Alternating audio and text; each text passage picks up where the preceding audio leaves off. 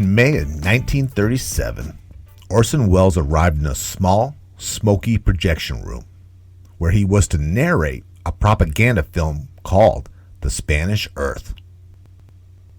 Welles was 22, already a big name in Hollywood, but still hungry for work. And this was 4 years before Welles would put out his most groundbreaking work, Citizen Kane. Orson Welles took one look at the commentary on the screen, the narration he was supposed to be reading, and he hated it. And he wasn't shy about which lines he wanted to be cut either. Orson Welles said, quote, "Is it really necessary to say all this? Wouldn't it be better just to see the picture?" Unfortunately, Welles wasn't alone in the projection room. Another man was sitting in front of the screen, listening to Welles' criticism of the narrative, seething. In fact, it was the writer of the narrative himself, hidden in the shadows. A man who was known for being quick to temper and of violence. A man named Ernest Hemingway. Hemingway was 38, an established writer, and already an icon of his generation. And he had returned a few months earlier from Madrid, where Hemingway had served as a combat correspondent in the fight against General Francisco Franco. Hopefully this provides some context for why he responded to Orson Welles' criticism by calling him an effeminate, artsy amateur. Although the exact words Hemingway used were way more homophobic. Orson Welles, never one to shrink from a fight, put on an effeminate voice and told Hemingway, "You only think you can bully me because you're a big, strong, hairy-chested, manly man," which both offended Hemingway's sensibilities and his sense of masculinity. The two men put up their dukes, and the fight was on. According to Orson Welles himself, both men began swinging fists or the chairs in the dark projector room. They swung wildly, out of rage. Neither man was really able to connect a solid blow until the lights came on. Then they realized who they were fighting. Both prolific, genius writers near the prime of their careers, acting like brutes. And then, like a spell was broken, Orson Welles and Ernest Hemingway began to crack up laughing.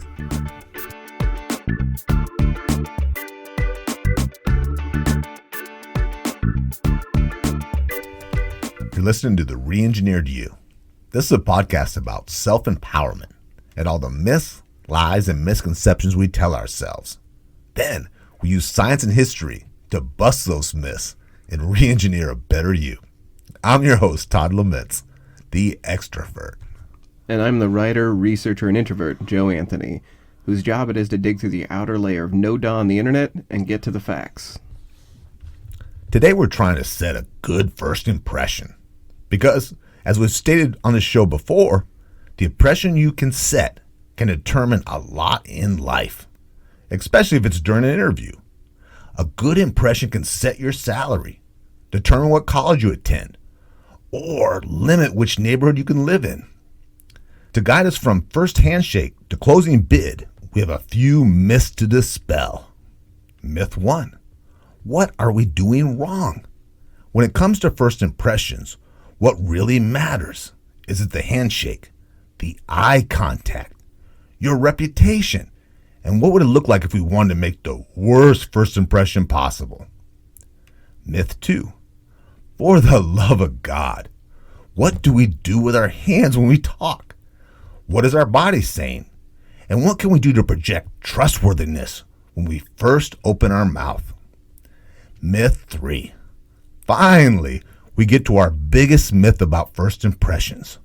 Once you've blown it, it's all over. If you make a bad first impression, there's no going back. Joe and I will try to master first impressions by demonstrating how to do everything wrong. But first, I want to talk to Joe about how awesome an Orson Welles and Ernest Hemingway friendship could have been. Both Ernest Hemingway and Orson Welles were writers. They were both manly men. They were both prodigious drinkers, great orators, philosophers. Both men loved Spain and would live there a large chunk of their lives. Hell, Hemingway was obsessed and wrote about bullfighting, and Orson Welles had actually been a bullfighter. These two should have loved each other at first glance. Yet they would, throughout their lives, clash and discredit each other. In part because they got off on the wrong foot. So have you ever met someone who had basically all the same interests as you? I tie this to someone, yeah. You see like your twin and when you meet them. I always think about when you have a friend that you really like, and then you have another friend you really like. So you introduce them to each other and think that they're going to love each other just like you love both of them. And they just clash. It's kind of like Highlander, maybe. There can only be one. They clash You've because had that they're though, right? too similar. Where you introduce someone to somebody else, Right. and they just don't like each other from the jump. I actually like to imagine, like, what if these two had actually hit it off and become friends? What kind of trouble would they have gotten into? You know, it's funny you bring that up. With their creativity and their resources, I mean, can you imagine how much fun they would have had? Absolutely. And the stories that would have come out of it. I've listened to Orson Welles in like radio outtakes, just completely telling off people on the other side of the microphone. And Hemingway was kind of known to be like irascible and ornery too. So these two guys together, they would have been just like a juggernaut couple, basically. Well, I watched for this episode countless Wells interviews, and he's a charmer, man. Yeah. I mean, he's good. He's smooth. So that projection room is the inception of basically a bad first impression. So can we talk a little bit about our own bad first impressions? You first, Joe. Me first, okay. So I may have actually shared this on the show before. I was in a writers group in Portland, and it was a very large, well-known, like they're basically a guild. And when they asked me if I would be ready to share a short story, I did such a poor job of introducing myself and shaking hands and talking to people there. They basically skipped me. They're like, you're clearly not ready, and we kind of want you to rethink what you're doing here. Oh, that must have felt like, it must have been a punch in the stomach, right? It was, but it was like, you know when you first meet somebody and you shake their hand and you talk to them a bit and you think you're doing well, and then like 5 minutes later they're like, no, this guy isn't for us. They kind of scoot you away. Right. So like the person I had first introduced myself to in the writers group, he was like crossing his arms, shaking his head when I was talking, and I was like, I thought this had gone well. Like I thought everything was fine. So do you have any commiseration, or am I alone on this one? Oh, no, I got a lot, but I'll just give you one for time's sake. Okay. I work for an auto finance company, and I was in outside sales. And I had just gotten a new manager. And she had flown out. I was working in Seattle, and I was in outside sales, so I didn't have a home office. I worked out of my house. And her first job as meeting me was to introduce herself and to write me up for disciplinary reasons. And I had stayed up the whole night before because I was so nervous, had so much anxiety about it. I was afraid I was going to get fired. I knew I was in trouble for lack of production. Okay. So I stayed up all night drinking. And I got up in the morning, and I felt terrible. I looked like hell, Joe. Mm-hmm. My eyes were red. I was hungover. You know when you take a shower but you still stink? Right. It's coming out of your pores. So I was meeting her at a Starbucks right by her hotel.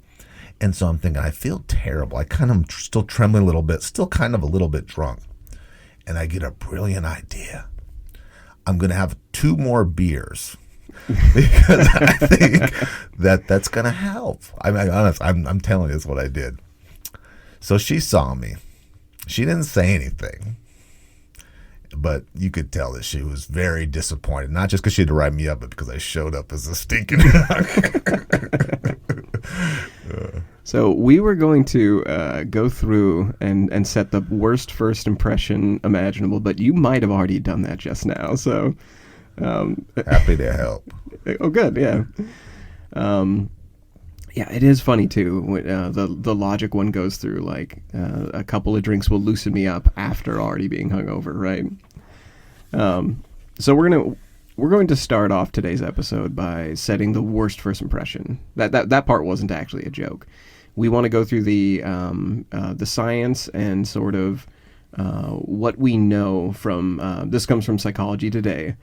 How we can basically set the worst first impression possible, so that we know what not to do. So Todd and I are going to we're going to set up a hypothetical scenario where we bomb an impression, so that we can demonstrate what not to do.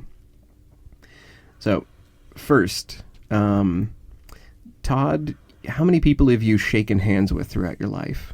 Oh boy! Could you just more for than fun, most politicians? Yeah. So through Toastmasters and through sales, let's just set up right there that you've shaken a lot of hands. We'll say 10 a day for 20 years. Okay, that's a lot. Do you think you have a pretty good idea of the average person? I think so. Okay. The reason I ask that is through knowing you, I've noticed you've got a pretty good sort of metric for people, their skills and abilities. I've even taught classes to people who have zero communication skills or miss a lot of social cues. And the first thing I teach them is, and this is a very basic and a very powerful thing, is men like talking about their jobs and women like talking about their kids. And if you don't learn anything else, that will serve you well. That's first grade communication skills. It may be first grade, but I'll be taking that, so I need that. So you probably already have this first part pretty much well in the bag. The first thing they recommend when you want to set a good first impression is learn and meet a lot of people. There is a difference between getting a good feel for the average person and how the average person will respond to you when you introduce yourself, when you shake their hand, when you look them in the eye. That takes you from the hoping or what your desire from an interaction is, and getting over that desire to setting an actual impression, the accuracy of what you can expect. So if we meet for the first time, say we go back to your scenario where you have 2 beers after a night of drinking, and you're hopeful, your desire is, I hope I don't lose my job, and I hope she's okay with me. And what we actually want to do is we want to have a better metric for the average. We want to be able to shake somebody's hand and say, this is the 900th hand I've shaken this year, and I generally know how they're going to respond to me. Now that isn't fantastic advice for podcast listeners, because that's basically saying, setting a good first impression is easy. You just do it thousands of times. But that is the first thing they say is, don't come from a place of what you desire. Come from a place of expectation based on, understanding and experience. And I think, too, when you look at people and you feel their energy and you warm up to them, you get better at it. I mean, it's got to get better with reps. It's going to be awkward if you only do it once in a while, like anything. Right. You're just not going to be comfortable if you do it every other week, as opposed to shaking 5 to 10 hands a day. Yes, exactly. And looking someone in the eyes and smiling. That's not easy. That's harder than shaking hands. It is. Having the right body and facial reactions when you meet somebody, that's tough. Like, that really does take experience. So now we are going to design the worst first impression. So Todd and I we're meeting for the first time, just for fun. We've never met. So I'm going to freak out Todd. That's my idea. So when we meet, the first thing that they say on Psychology Today is try to, as we mentioned, understand boundaries, have a good idea of what the average is as far as the average meeting. So what I'm going to do when I meet Todd is I'm going to ruin that by having a lot of expectations and no idea what the average is. So I'll approach Todd and I'll say, I expect that I'll walk away from our meeting with the best deal possible. And then I'll shake his hand. Me. Yeah, exactly. Me. The next one they say is, if you want to set a good first impression, avoid trying to be memorable. You actually want to come off as a fair average of the population. You want to not be super bombastic. No bragging.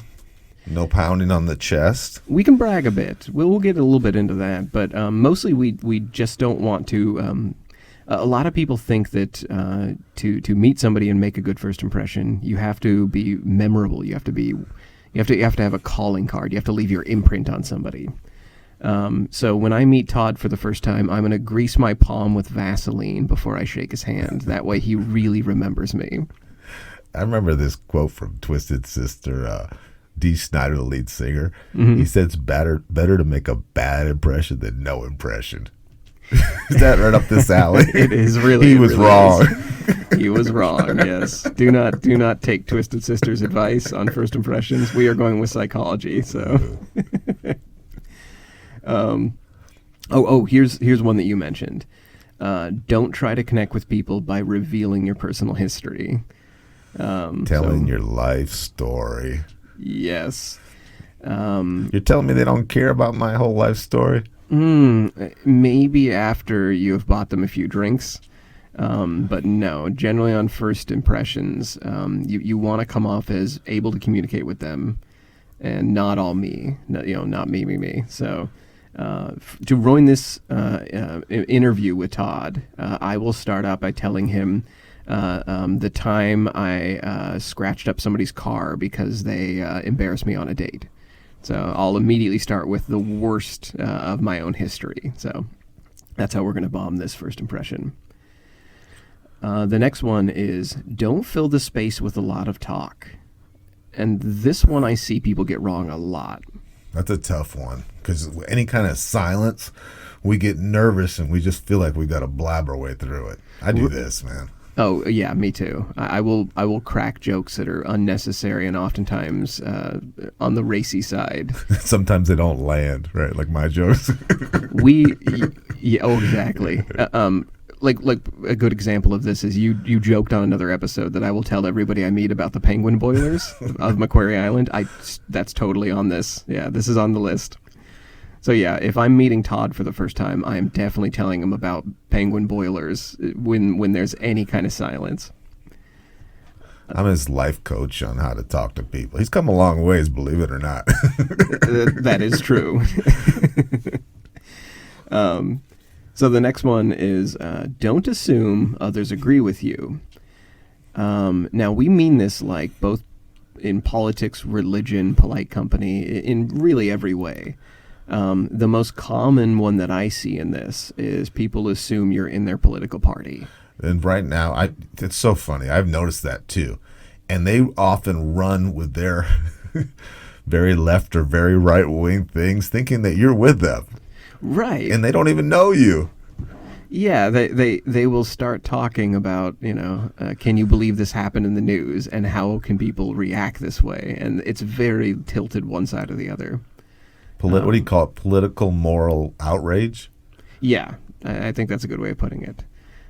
So it doesn't have to be just politics either, but just don't assume people are on your side per se. And the last one we want to ruin in a first impression is, don't ask nosy questions. The one I put down here was, don't ask, does your wife has a sister? Or does your wife have a sister? But oh boy. I do need to know, though. Yeah, Sooner than could later. You answer that? Some good advice I can offer as far as not filling the air with noisy chatter, not assuming people are on your side politically, asking nosy questions. Here is something I have gotten recently from taking online journalism. You can simply listen and be attentive and show eye contact, and you can be silent. And as long as you show that you're listening, that silence is more of an invitation than it is an awkward silence. Check your phone, that's awkward. You look at somebody and be silent and smile, you're waiting for them to talk to you.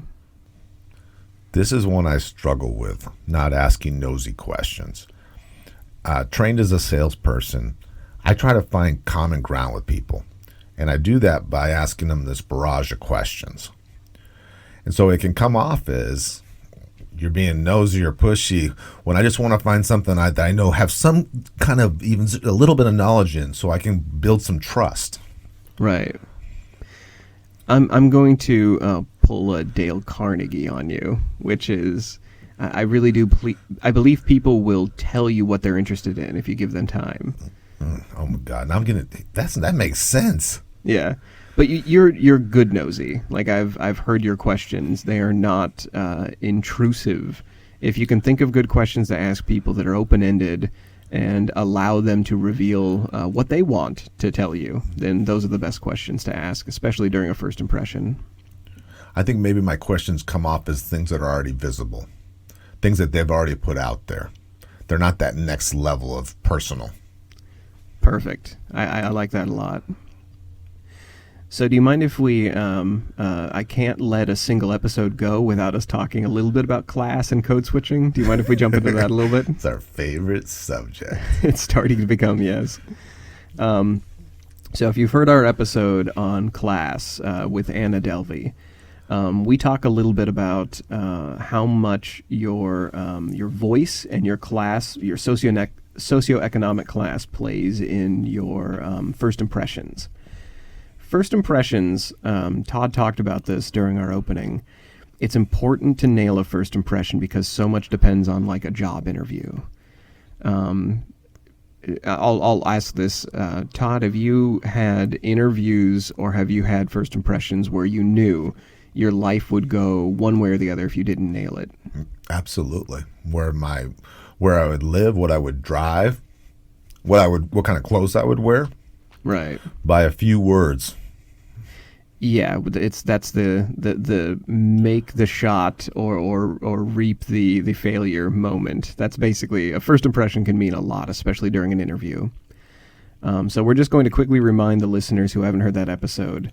There was a study from Yale that we have quoted a few times by Michael Krauss, where they sampled 274 individuals with hiring experience, and they had them listen to audio or read transcripts of the recordings. And the hiring managers were asked to assess the candidates' professional qualities.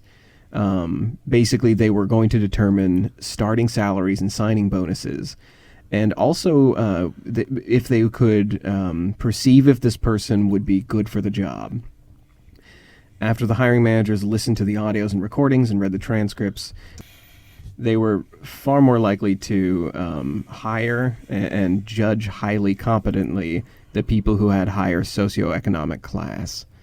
They were also more likely to assign higher bonuses and higher salaries to those who already came from a high class. So, and this is down to how they dress, their posture, the words they use, how they use the word, their pronunciation. It's very micro stuff. It is micro stuff, but because they're going off of, you're right, all that goes into socioeconomic class.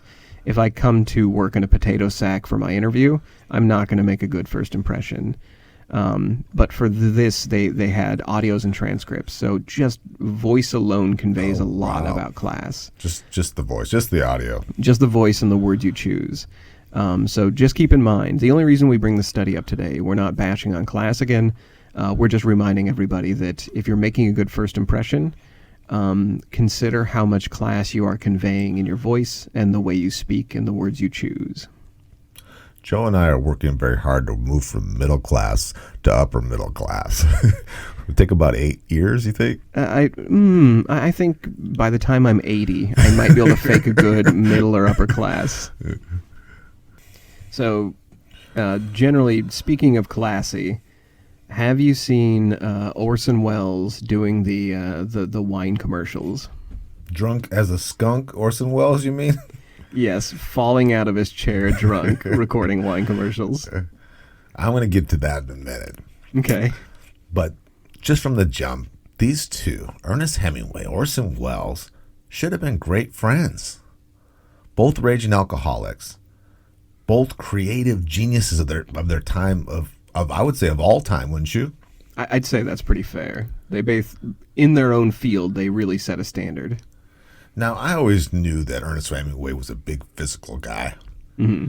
Now, Orson Welles, for the good old days, he was 6'2", and as the young smartass we heard in the fight in the narrative, probably about 210, 220, and then towards the end of his life, probably 3+.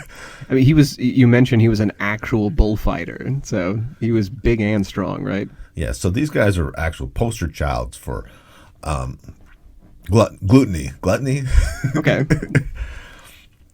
So Orson Welles does a wine commercial, and you got to look at some online. I beg you to watch it.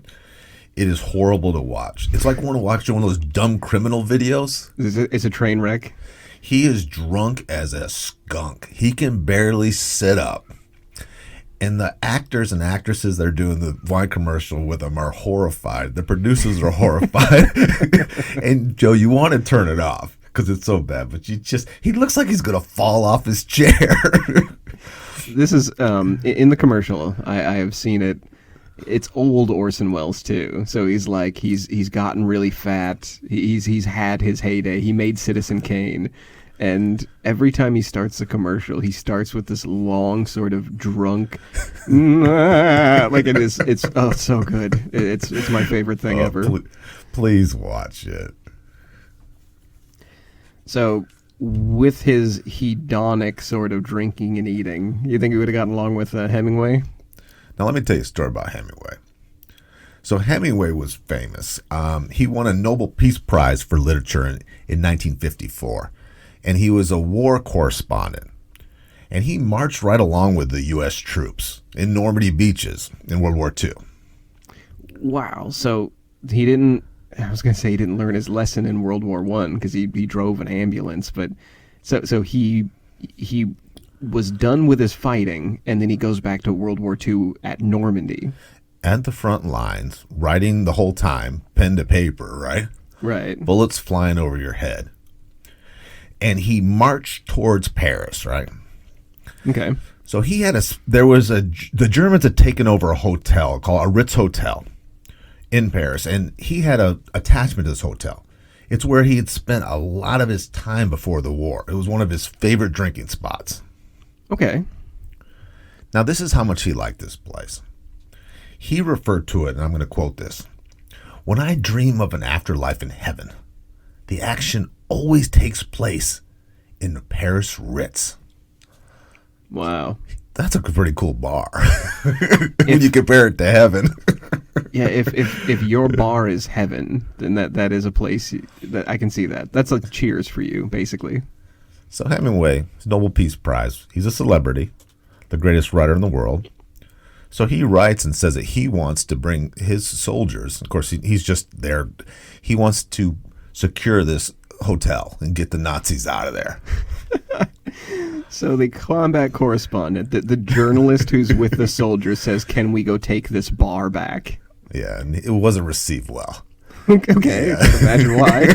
The generals didn't care. The generals didn't care what Ernest Hemingway wants to do. Right. He was shocked that they didn't, cower at his feet and thank him for his service. Okay. But Hemingway didn't care, Joe. He persevered. So he dressed up in his uniform. He got a machine gun. He brought a bunch of fighters to the front of the hotel. Wow. He busted in with his boys with his guns. And guess what the hotel said? What's that? The hotel manager, Claude, said to him, he asked, "Where are the Germans?" And he said, "They left a long time ago." You're not allowed to have guns in here. Oh my God! They told Hemingway, "You're not allowed to have guns in this bar." Yeah. That's amazing. So Hemingway took his guns back to the Jeep, and then he ran up a tab for 51 dry martinis. That's punishment for not letting him pack in the bar. But I would really have liked to see Welles and Hemingway at that Ritz, sitting drinking martinis. Imagine the fireside talks they could have had, Joe. I would love to be a fly on the wall during that. Yeah, think of both of them stone drunk, talking about what project, what novel, or what movie they're working on, both fueling off each other's obsessions. And the arguments that would come from that would be incredible. So, do you want to make that sort of happen? Do you want to like figure out the science of how to make that first impression better? Yeah, Like, teach me. So, have you ever heard of the halo effect? No. So I first heard of the halo effect when I was reading Thinking Fast and Slow by Daniel Kahneman. Have you ever had like a friend introduce you to somebody, but they start out by telling you about how amazing they are? Like they start listing their good attributes? Yeah, tell them how amazing they are. They've known them for years. Yeah, they're generous, they're friendly, you're gonna love them. They give you the shirt off their back. Yeah. That's basically the halo effect in practice. The halo effect is if we know the good attributes of somebody first, we will assume other good things about them. So one example they use in the book is generosity. That if you like somebody, say at a party, like I meet you at a party and I'm like, okay, Todd is a cool guy. He'll talk about anything. He'll listen. He's very friendly. If somebody later asks me, would you be a good fit for a charity they're working on? I would probably say yes, even though I don't know how generous you are. I don't know how hard of a worker you are. I just know that I like you. So you don't have any evidence that I'd be a good fit, but it's just feelings is all.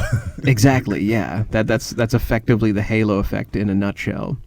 So if you want to set a good first impression, the best first impression, start with the things that you know that you can convey that halo effect with, the things you know you're good at, or the things that will reflect well on you. It may sound a bit manipulative, but as we already demonstrated with telling your friends about people you like, we do it all the time. It's not manipulative, it's basically just presentation. Something else that I really believe our Hemingway Orson Welles duo could have benefited from. Say somebody had, when they first met, if they had started out with being friendly and polite and then had a disagreement about the narrative that was written on the screen, the one that Orson Welles did not want to read, I bet they would have been much more willing to talk it out. If it had started with, oh, you like cognac, I like cognac, why don't we get along? Or, Ernest, let me introduce you to the man who's going to change the movie industry as we know it. This guy's a prodigy, actor, director. This guy's something special. He's a genius. Yeah, exactly. Like having them meet with the better idea in mind first of the other person. They would have been more willing to listen, I believe. With a resume read. Yeah, exactly. So there's another article we're going to talk about. This is The Science of First Impressions by entrepreneur.com. It's a really good article. They've got a lot of their sources listed. I really appreciate what they put up. We're going to get into what you mentioned, which is appearances, physical things that you can do to make a good first impression. And we always like to joke in the show that we start out with the no duh, and then we move into the more granular, finer points. We're really doing that today. So we're going to start with appearance. We know, you and I, that if you come to an interview looking shabby, you're not getting the job. For this article, they talk about a study where subjects examined images of a man in an off-the-rack suit. So basically, it was just like he grabbed it off of a Nordstrom rack, threw it on, and it's wrinkled and doesn't fit him, versus the same exact person in the same exact position wearing a made-to-measure suit. And subjects were asked to rate the two versions in confidence, success, flexibility, and income. And wouldn't you know, they rated the tailored suit, him, as higher in each single category. The exact same person. The exact same person wearing basically the same thing, just one's tailored, one is not. That's the micro changes I'm talking about. Right. Now, the the kind of science they use, like what this really told me reading these articles, it's not so much that we're judging somebody for being poor, like oh, you couldn't afford to get your suit tailored. What we're really judging is their self-awareness. If we see somebody in something that looks ridiculous on them, we're not judging them because they don't have money. We're judging them because they must not know that about themselves, that they chose poorly. If you see somebody like during the royal wedding in Britain, do you remember that woman that was wearing like a swan hat? And everybody, yeah. Oh, okay, there's pictures of it online. There's also one that looks like somebody's wearing a toilet seat on their head. We laugh at that kind of stuff. I mean, they paid, like, it's the most expensive clothes a human can wear because they're going to a royal wedding. But we joke about it because it seems like it's unself-aware. They don't realize they're wearing something ridiculous. The same thing goes for suits and for anything else you present yourself in. Our next metric, and this is kind of a huge one, body language. So whenever we talk about body language, the one I hear from self-help people, self-help gurus, is confidence. Project confidence. Be confident. Good posture. Yeah. Yeah. Don't cross your arms. It means you're closed. Yeah. Take up more space when you sit in a chair because it means you're more confident. Stand there and make the Superman pose. We're doing it, by the way. Yeah, we're doing it. Yeah. We're getting all puffed up. Yeah. Physically, we are doing this. We look good. We look very confident. Well, the reading the science of first impressions, and this article backs this up. Powerful and proud is a good way to sit and a good way to present. But the far more important thing that we've basically already touched on this in this, and also most of these articles hit it too. Confident isn't sexy because it means that you have a lot of money or that you have a lot of skill. What confidence actually projects a lot of times is trustworthiness. If you have a lot to hide, or if you're trying to get away with something, you're less trustworthy, you're less confident. So it's not that I'm impressed by you. I just trust you. Yes, exactly. And that's going to come up again in our next section, too. Trustworthiness is huge in making a good first impression. Hands. What do we do with our hands when we make a first impression? See, I'm a fidgeter. And I'm chewing my nails, and I look kind of like a 7-year-old boy sometimes.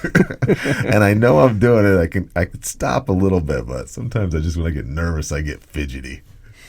You actually might have something going for you, because if you fidget, this article, by the way, it says that people who use their hands when they speak they're seen as sort of they build trust quicker. And they're seen as better communicators, because people like to see cues of your intention. So if your hands are doing some of the talking for you, that's actually not a bad thing. However, if your hands go above your collarbone, like if you're chewing your nails, that's when it's seen as fidgeting or when it's seen as unconfidence. So if you're a hand talker, go ahead and do that. Go ahead and talk with your hands. Just try to avoid crossing your arms or bringing your hands above your collarbone. Eye contact. This is one that I struggle with. The sweet spot, apparently, to look someone in the eye is 60 to 70% of the time you're interacting with them. And if you find eye contact challenging, like I do, you can do a trick, which is you can look at the eyebrows or the space between someone's eyes. If you stand too close to them, like if you are nose to nose with somebody, they may notice that, especially when your eyes go crossed if you're staring at the bridge of their nose. But generally, it can help. Yeah, if you're normal, nobody likes those close talkers anyway, so take a few steps back. Right. I speak for the world on that one. I think close talkers don't even like other close talkers. Yeah, I suspect they don't. I suspect they're like, well, what are you doing in my personal space? Even though they've been doing it to everybody for 40 years. Right. So real quickly, we just want to touch on why trustworthiness is important as a human trait and why it makes such a huge difference in first impressions. If you think back on all the points we've made, and if you kind of keep it in mind as we go, trustworthiness is a human trait. What you're really doing the first time you meet somebody is you're trying to convince them that you can be part of the tribe. They can trust you to hunt with them. They can trust you to handle your business with them. You're really just trying to convey that you can work together. They'll let you in their club. They'll let you in their club, yes. So all of these things really are serving not to make you seem more confident. They're just serving to make you seem more trustworthy and like you can actually work with them. So back to our spoiled power duo here. Do you think Wells and Hemingway could have ever really worked together? They should have been able to. I mean, they're the best in the world at what they do. There was a manuscript that was found that Wells had written, and it talked about his disdain for the macho tourist of bullfighting. Now, this is something that he had been involved in and watched thousands of bullfights. Okay. So he does this manuscript, and there's this love triangle, and he's making fun of an American who loves bullfighting. It's clearly Hemingway he's talking about. Oh, God. So he's slandering him in this fiction? He is. He's slandering him in this fiction. Now, remember, Hemingway won a Nobel Prize, a literature Nobel Prize. I didn't know that until this study that you get. There's different kinds of Nobel Prizes. I didn't know writers get them, too. I'm hoping that you get one someday. Do fantasy writers get literature Nobel Prizes? Literary fiction writers can, like Hemingway. So that's a fantasy of sorts. Wells lived in Spain in the 60s, and he had spent a lot of his life there. So they both had a passion for bullfighting and Spain. They loved it. They were more Spaniards than they were Americans. Okay.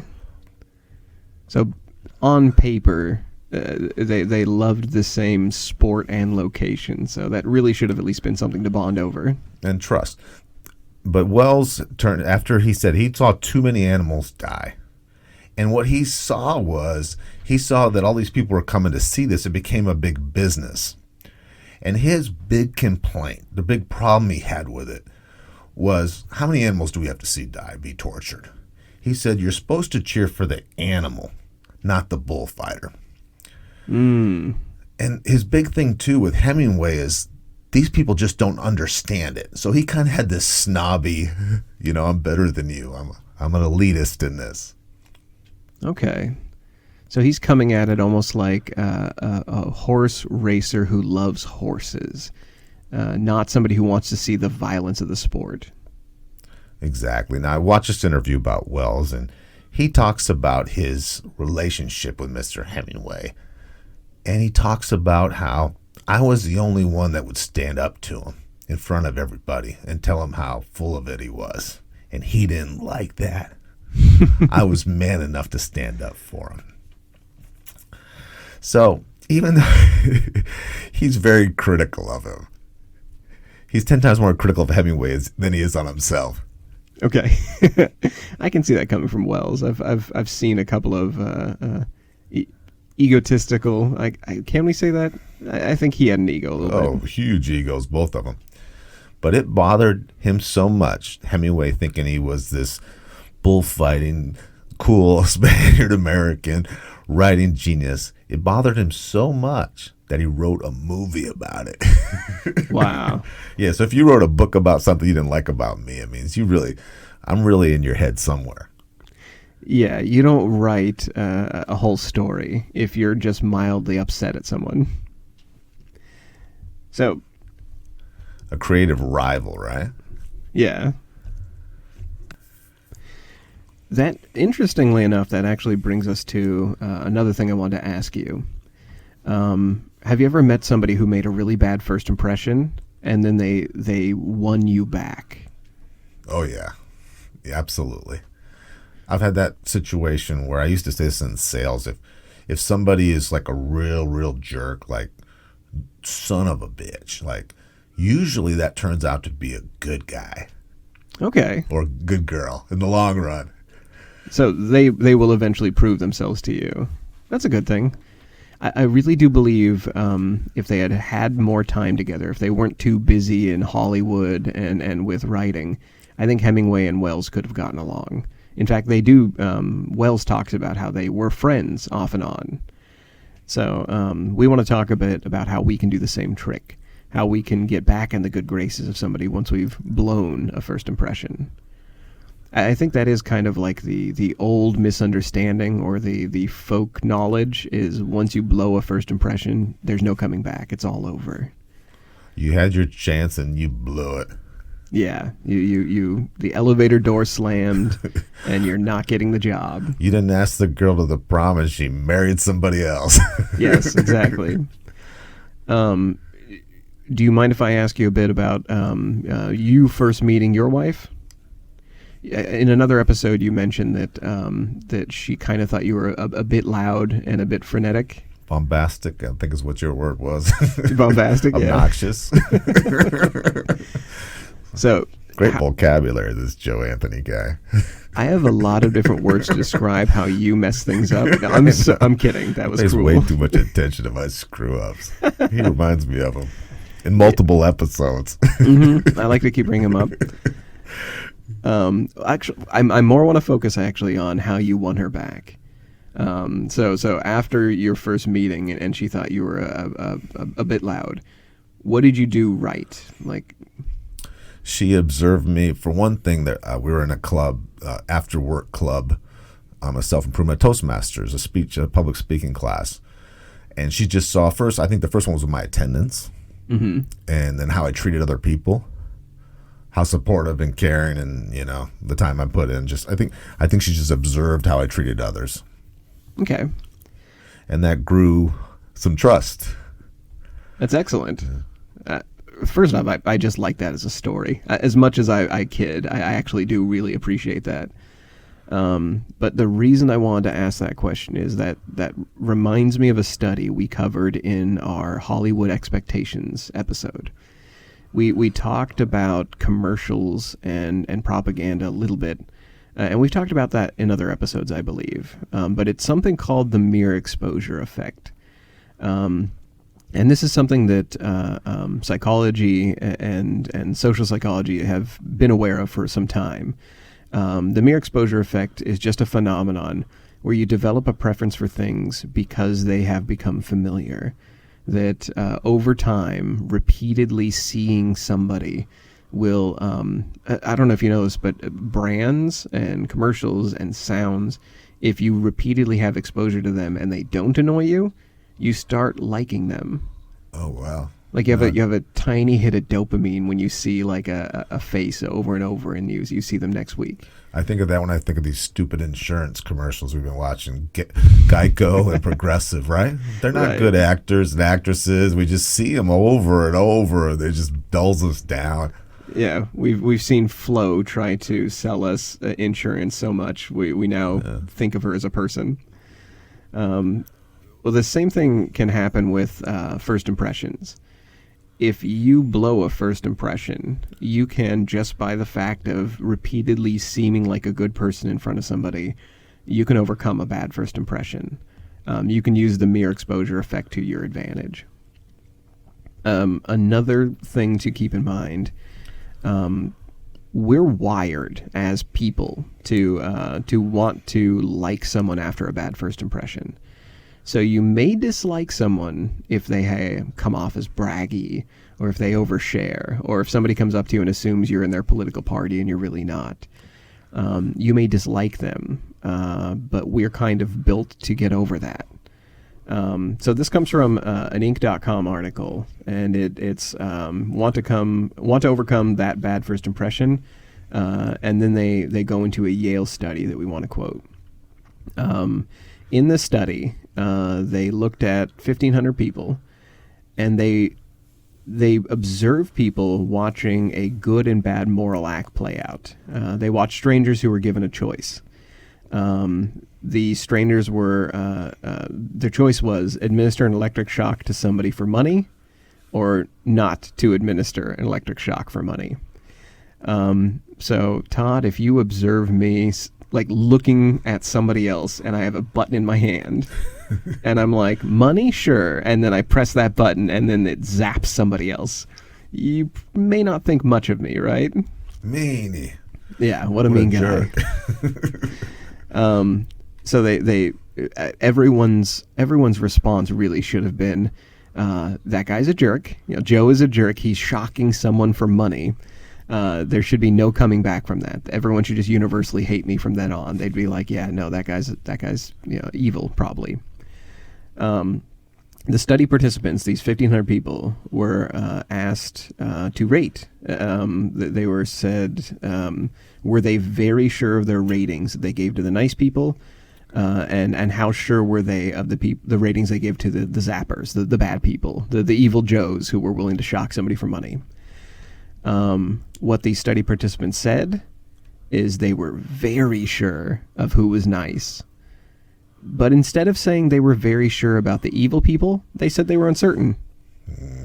They were uncertain about the ratings they gave the bad people. They were uncertain about the ratings they gave the evil shock Joe. They left that open. They kind of gave themselves some wiggle room about their own ratings, about rating somebody as evil. So what this indicates, this research shows that we're less certain about leaving those who leave a bad impression on us, because we generally know that impressions set in stone. If an impression is set in stone, we will never enter into a relationship with them. Once you decide somebody is a bad fit or a bad person, you basically know that you're not giving them any space anymore to join your social group. And we're so compelled as a species to want people to be able to join us later, we're willing to overlook things. That's so, this kind of reminds me of like if you read a really good book or a movie, or you're watching a movie and the character's like not a good guy, kind of a loser, but you're still pulling for them. Are you talking about Game of Thrones? Did pop into my head. Yeah, anyone that watches Game of Thrones or Walking Dead or like all these fictions, that's really what high melodrama is based on, is taking an evil character and then very slowly making them turn good in front of your eyes like it's a magic trick. But we're built to look for that, and we're built to be able to forgive that. So I'm glad you brought that up. That is an excellent point. We see it in fiction all the time. So knowing that Yale study, we're built to forgive a bad first impression. So why couldn't these guys? What was the burr that kept their relationship from coming together? We're going to talk about it again. These two creative geniuses could not get over this bullfighting thing. Okay. Ernest Hemingway saw bullfighting as this beautiful, exciting, and it made him a lot of money with his writings, and it was something, a sport that he enjoyed. It made him feel more worldly, a higher class. Okay. And Orson Welles had kind of done it to death, and that's what I feel like. I feel like he may have been just not talking bad about it just to spite Hemingway. Hemingway didn't have to defend anything he did, but Orson Welles got real snooty. He would say things like, oh, by the way, almost all Spanish intellectuals have been against bullfighting for the last 150 years. Like only the dum-dums were still doing it. Right. So he was just getting real snotty. That's almost the same as saying, like, all experts agree with me on this. Bringing it to the end. We could do a podcast on either one of these guys, a series of them, because both their lives were just so rich with things that they accomplished and things they did. Oh, yeah. And the character. They had the character for about 50 people, each of them. Yeah, they were each such a massive personality. To the end of their lives, though.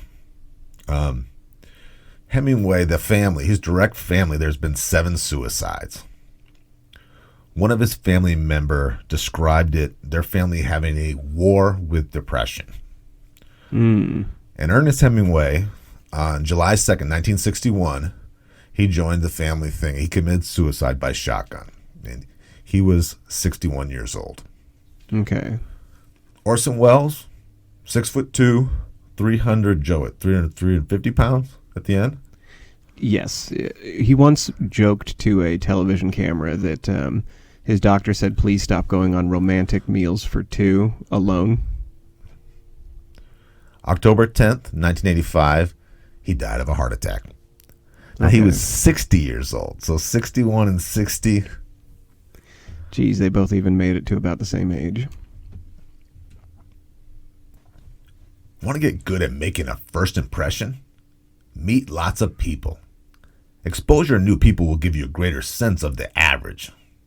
It lets you know what kinds of behaviors and conversations you should expect in a first meeting.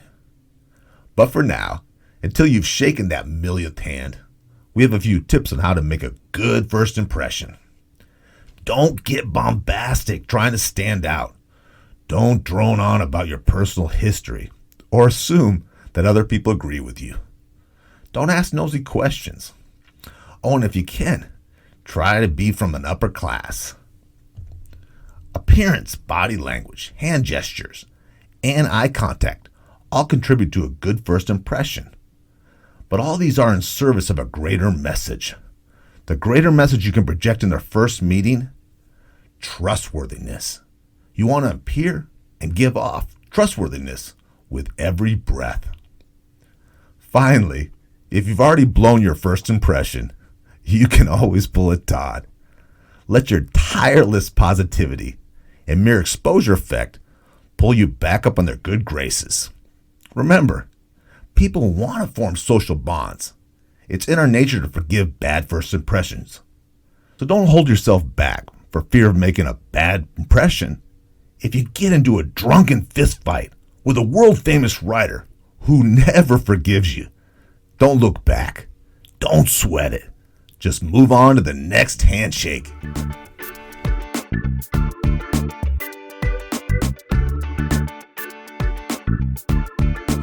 You've been listening to Re-Engineered You. Thank you so much for listening to the show. You mean the world to us.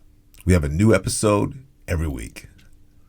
You can connect with us at www.re-engineeredyou.com, and that's where we have our research links, show notes, and blog articles for each of our episodes.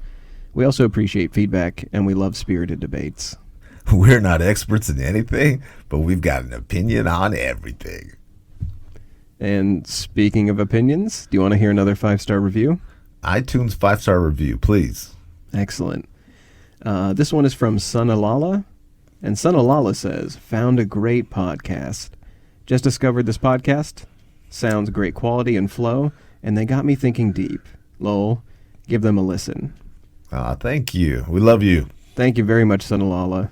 And if you want to leave a 5-star review, we will end up reading it, so...